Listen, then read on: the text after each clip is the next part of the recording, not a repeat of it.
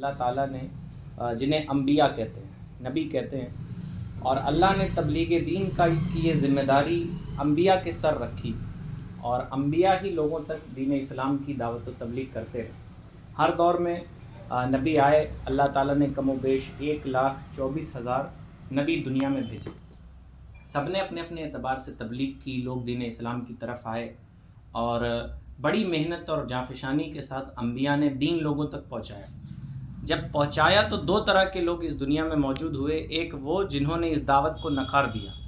और एक वो जिन्होंने इस दावत को कबूल करके अपना रिश्ता दामन इस्लाम से जोड़ दिया। जिन्होंने अपना रिश्ता दामन इस्लाम से जोड़ा वो दुनिया की हज़ार मुसीबतों के बावजूद वो कामयाब हुए, वो कामरान हुए, और जिन्होंने अपना रिश्ता दीन इस्लाम से अलग कर लिया, अगरचे उन्हें रसूल के घराने की निस्बत हासिल है, वो दुनिया में बर्बाद हो गई और उनकी आखिरत भी बर्बाद हो गई। अल्लाह ताला ने अबू लहब का नाम आप लोगों ने सुना होगा और अल्लाह ने कुरान मजीद में उसके बारे में सूरह नाजिल फरमाई, तब्बत यदा अबी लहब व तब, अबू लहब के दोनों हाथ टूट जाएं। अबू लहब नबी अलैहिस्सलाम का चचा था, लेकिन ये निस्बत उसे काम नहीं आई। वजह इसकी ये रही कि नबी जो दावत लेके आए थे उसने उसका इनकार कर दिया। नबी जो शरीयत लेके आए थे उसने उसकी नफ़ी कर दी थी और उसको नकार दिया था। पता चला अम्बिया उस मुबारक दावत की तबलीग करते हैं जिसको इनकार कर देने पर दुनिया की कोई निस्बत आपके काम नहीं आने वाली, दुनिया की हज़ार दौलतें भी आपके काम नहीं आने वाली। और अगर आप उस दावत को कबूल कर लेते हैं तो बताता चलूँ कि मुसलमानों के दूसरे खलीफा हैं हज़रत उमर, जब इंतकाल हुआ तो वो कर्जदार थे,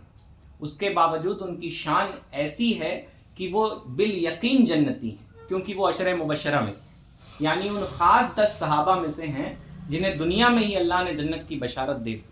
तो मालूम ये हुआ कि नबी की इस दावत को जिसने कबूल किया उसकी दुनिया भी कामयाब रही और आखिरत भी कामयाब रही। अगरचे ज़ाहिरी तौर पे हम ऐश पसंद और तन आसानी वाले लोगों को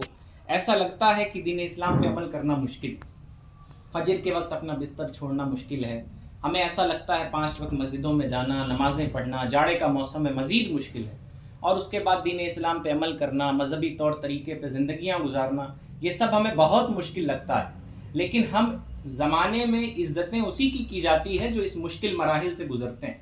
हज़रत अबू बकर हों, हज़रत उमर हों, या जो भी हमारे असलाफ बड़े गुज़रे हैं जिनके ज़रिए दीन हम तक पहुँचा है, उन्होंने बहुत मशक्क़त भरी ज़िंदगी गुजारी और मुसलमान की निगाह हमेशा आखिरत पर होती है। हमारे नबी अलैहिस्सलाम की हदीस पाक का मफ़हूम है, जो अमल दुनिया में जितना मुश्किल होगा मीज़ान पे उतनी भारी होगा। फजर की नमाज का सवाब जाड़े में ज़्यादा मिलेगा, क्योंकि जाड़े में वज़ू करना थोड़ा मुश्किल होता है ना। अब जो गीज़र से वज़ू करता है उसके लिए सवाब और जो आम पानी से वज़ू करता है उसके लिए सवाब डिफरेंस होगा। अब ये नहीं कि अल्लाह ने सहूलत दी है, आपकी तबीयत ख़राब है फिर भी आप ठंडे पानी से किए जा रहे हैं, तो इसे बेवकूफ़ी कहते हैं। मतलब मजबूरी के आलम में अगर आपको नमाज पढ़ने में मशक्क़त आ जाए, मजबूरी के आलम में कभी आपको ज़ाहिरी तौर पर दुनियावी तौर पे नुकसान हो, तकलीफ़ पहुँचे, तो आपको अपना दिल छोटा नहीं करना है, बल्कि नबी ने कहा है कि अगर तकलीफ़ें बर्दाश्त करके तुम दीन पे अमल करोगे तो इसका अज्र क़यामत के दिन ज़्यादा होगा, और जो बग़ैर तकलीफ़ बर्दाश्त किए अमल करेंगे उनका अज्र थोड़ा उनके मुकाबले कम हो। आज तो तनासानी का दौर है, मस्जिदों में गीज़र भी होते हैं, ठंडे पानी के लिए वाटर कूलर भी लगे होते हैं, उसके बावजूद ये बात 100% सही है कि मुसलमान जिस तरह से इबादतें होनी चाहिए उस तरह से इबादतें नहीं। तो आज हम जिन रब रसूल का ज़िक्र आपके सामने लेकर हाजिर हैं, ये वो मुबारक दावत है जो नबियों ने अपने ज़बान अतहर से दी है, और दुनिया में जिन लोगों ने उस दावत को कबूल किया, उसको अमली जामा पहनाया, प्रैक्टिकली तौर पे उस पर अमल किया, वो लोग दुनिया में कामयाब हुए। जिन्होंने इसको नकार दिया, अगरचे ज़िंदगी भर उनकी इज़्ज़त होती रही, लेकिन मरने के बाद 1-2 नस्ल के बाद कौम ने उन्हें भुला दिया, लोग उन्हें याद नहीं करते। हमारे नबी के बाद अब कोई दूसरा नबी नहीं आएगा, हमारे नबी ख़ातमुन नबीयीन हैं। तो ये दावत व तबलीग की ज़िम्मेदारी अल्लाह ताला ने उलमा के सुपुर्द कर दी है और औलिया के सुपुर्द कर दी। उसके नेक बंदे जो हैं वो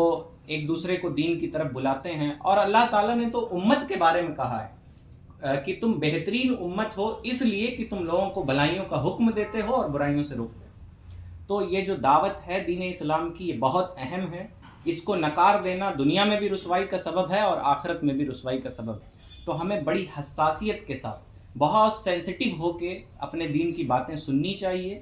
اور بہت دل میں پختہ عزم اور ارادہ ہونا چاہیے کہ ہم اس دعوت پر عمل کریں۔ اگر ہمارا ارادہ ایسے ہی ہے کہ چلو رسمی طور پہ میلاد ہوتی ہے اور ہو جائے اور تھوڑی سی برکت ہو جائے گھر میں، تو دین اسلام بہت پریکٹیکل ہے نا۔ ابو لہب کے خود نبی علیہ السلام کی نسبت کا اسے فائدہ بہت زیادہ حاصل نہیں ہوا۔ وجہ کیا رہی کہ وہ دین اسلام کا دشمن تھا، دین اسلام کی نفی کرنے والا تھا، تو نبی علیہ الصلوۃ والسلام بھی اس کی شفاعت نہیں فرمائیں گے، نبی علیہ السلام بھی ان کے لیے مغفرت کی دعا نہیں کریں گے۔ تو بہرحال ہمیں یہ بات یاد رکھنی چاہیے کہ جو دعوت، جو فکر آج آپ کے سامنے لے کر ہم لوگ حاضر ہیں، اس پہ لبیک کہنا یہ ہماری دینی بھی ذمہ داری ہے اور اخلاقی اور شرعی ذمہ داری اور ہر انسان کے لیے ضروری ہے کہ جب دین اسلام اس کے سامنے پیش کیا جائے تو وہ اسے قبول کرے، کیونکہ دین اسلام ہی حق دین ہے اور نہ قبول کرنے کی کوئی وجہ آپ کو ملے گی۔ یہ الگ بات ہے کہ ہم لوگ تھوڑے عقل والے لوگ ہیں اور اپنی عقل زیادہ استعمال کرتے ہیں، تو آپ تھوڑا سا اپنی عقل دوڑا لیں گے کہ دین پہ عمل کریں گے تو یہ نقصان، وہ نقصان، یہ وہ۔ نبی نے پہلے ہی کہہ دیا اگر دنیا میں نقصان زیادہ ہوگا تو تمہیں قیامت میں اجر بھی زیادہ دیا جائے، اور دنیا کی نعمتیں یہ تو ختم ہو جانے والی نعمت۔ میں آپ کو شروع میں ایک واقعہ سنا دوں، اس کے بعد کچھ باتیں ہوں گی تب میں آپ کو بتاؤں گا۔ آپ نے ایک بادشاہ گزرا ہے ہارون رشید، نام سنا ہے آپ نے اس کا؟ بہت عظیم بادشاہ گزرا ہے۔ اس کا ایک 16 سال کا جوان لڑکا تھا، پیدائش ہوئی بچے کی، جس وقت پیدائش ہوئی تو وہ بادشاہ نہیں تھا، جب 16 سال کے قریب عمر پہنچی یا کچھ بڑا ہوا تو اس کا باپ بادشاہ بن گیا، بیٹے نے باپ کو ہی چھوڑ کے چلا گیا کسی کنارے، اور باپ نے کسی کے ذریعے ایک انگوٹھی بھیجوائی، وہ لے لو رکھ لو اپنے پاس۔ بہرحال کچھ دنوں وہ عبادت کرتا رہا، چونکہ وہ دنیا داری سے اسے مطلب نہیں تھا، وہ عبادت کرتا، اور عالم یہ تھا اس کا کہ ایک بار وہ اپنے باپ کے دربار میں آیا، اور یوں ایسے فقیروں کے کپڑے بھی عجیب قسم کے ہوتے ہیں، بہت اعلیٰ قسم کے کپڑے نہیں تھے، تو جب وہاں مصاحبین نے یعنی جو وزیر اور دیگر لوگ بیٹھے ہوتے ہیں انہوں نے کہا کہ آپ کے بیٹے نے تو آپ کی بے عزتی کرا،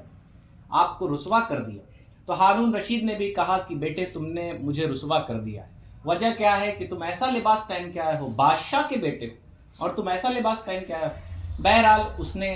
ایک کبوتر وہیں بیٹھا ہوا تھا، اس کو بلایا اور کبوتر اس کے ہاتھ پہ بیٹھا اور پھر کہا تم جاؤ، تو وہ چلا گیا، اور اس سے کہا کہ کبھی تم ہارون رشید کے ہاتھ پہ مت بیٹھنا۔ تو وہ بتانا یہ چاہتا تھا کہ اللہ والے جو نیک لوگ ہوتے ہیں اللہ تعالیٰ انہیں طاقتیں دیتا ہے کہ جانور بھی ان کی اطاعت اور فرما برداری کرتے ہیں۔ تو بہرحال